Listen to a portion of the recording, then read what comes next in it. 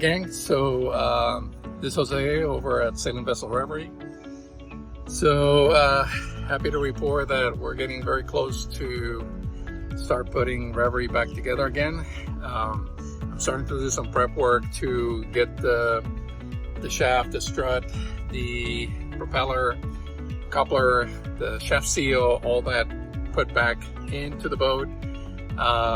We're looking at doing that on Monday, so I have to do a little bit of prep work and make sure I have any backing plates and things like that we're going to need to screw on the strut and things like that. So I am about to go into the aft locker and take a look at where the strutter comes into the boat and see if we need to build a backing plate for that. So let's go take a dive. All right, down we go. Well, the good news is that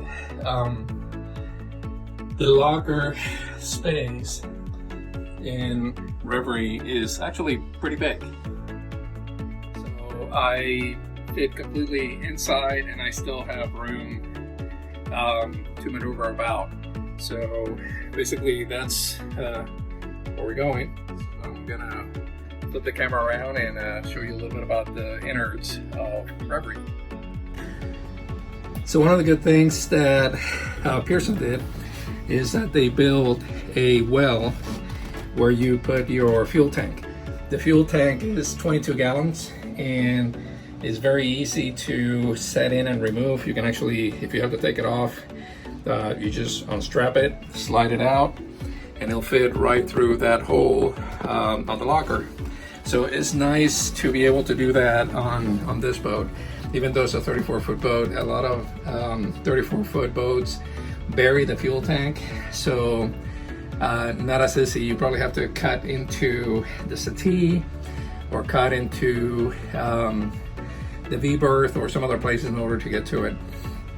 As you can see, there's plenty of room to maneuver to get to the transmission, the exhaust system, the elbow. That's our stern tube for the shaft. Get to the shaft coupler. So there's room, even for a big guy like me, to be able to work my way around and do maintenance on the boat. Some 34 foots, you don't gonna have that much space. So that's our exhaust hose. We ran it out the top and out the back. As I'm looking at the stern, I'm actually on the port side of the boat. That's our propane locker. That's where the tank goes. I'm debating whether I'm going to keep propane on the boat. There's a good chance I may get rid of that altogether. One, it would open the storage back here even more so. And I may go electric on the stove, but I haven't decided yet. I have to work on that. Back here, you still have room to get to the through holes for the drain, the exhaust hose, and the cockpit drain. And that little hatch you see there is for the emergency tiller. So that's our stern, actually a rudder tube. And you can see the ground wires. We would reconnect those once we get the rudder back in. And back here, this is what I have to clean up still. And those are backing plates for the strut, for the shaft strut. So underneath there is drainage, or actually this connects over underneath the tank. So the tank, even if you get some water in the bilge, it's never going to be subject to water. And this actually looks pretty good, so I think what I'm going to do is just clean it up really well, and we'll paint it and reassemble. So it's nice that there's backing plates, so I don't have to make any. On the starboard side of the boat, that also has a lot of room. I actually fit on that side as well.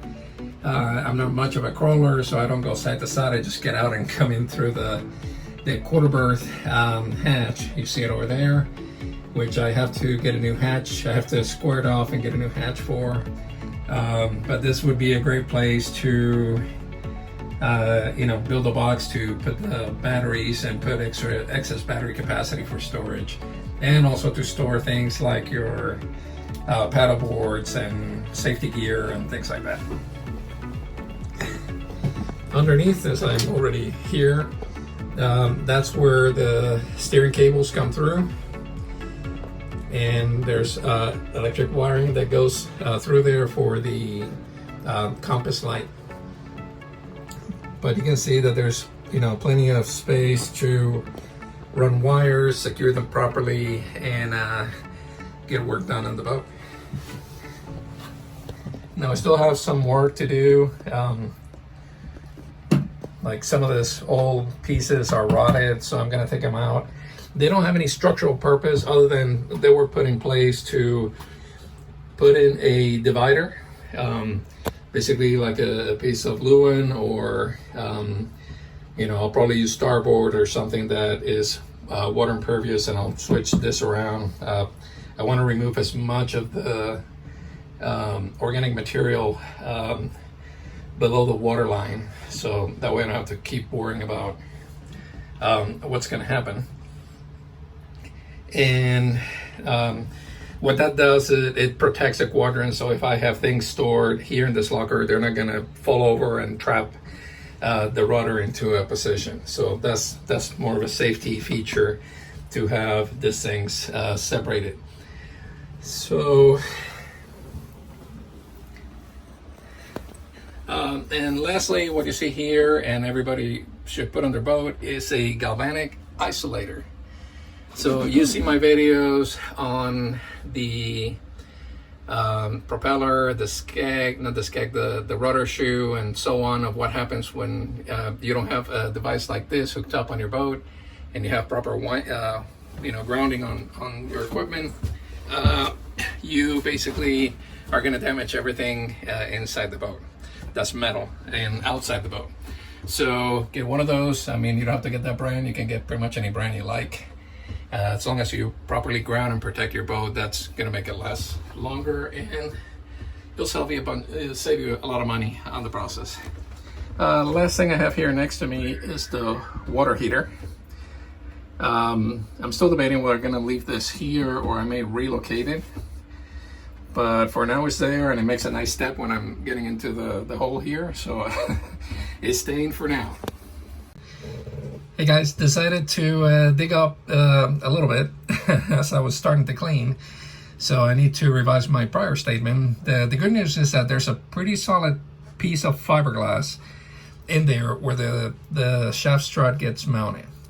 There are the plates. The bad news is that actually what I thought was hardening epoxy is more like a big glob of feels like Stinkaflex. It didn't adhere to the hull, so that didn't help a whole lot.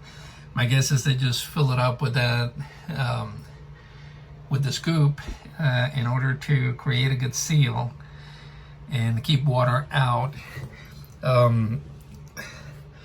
But I think I want to do something a little bit more permanent. I may not be able to, because these backing plates are metal, and they need to get, I need to clean them up well, and then finish cleaning this up here and get all the rest of that goop out, sand it and clean it, and see what I have to work with. Let's see if I can show you a bit closer. So that's kind of, you can see it flexes. It's an old piece of, whatever material they use. I think this was like a Stinkaflex or something like that. And obviously they didn't clean before they apply, because it didn't stick to the glass, the fiberglass, and it came up basically just by pulling on it. So old stuff, old boat stuff. Just need to fix it and do it right. All right, gang, that's it for today. Short and sweet. I'll be sharing some videos pretty soon on the Chef Seal, some of the goodies I got new for Reverie, and I'll record the process of putting the Reverie back together again. So, you know, hopefully they'll help you if you're working on your project, on your boat. They'll help you, you know, figure out whether you want to get a project boat or you want to get a boat that's already done. So with that, thank you very much for watching. Catch you guys later.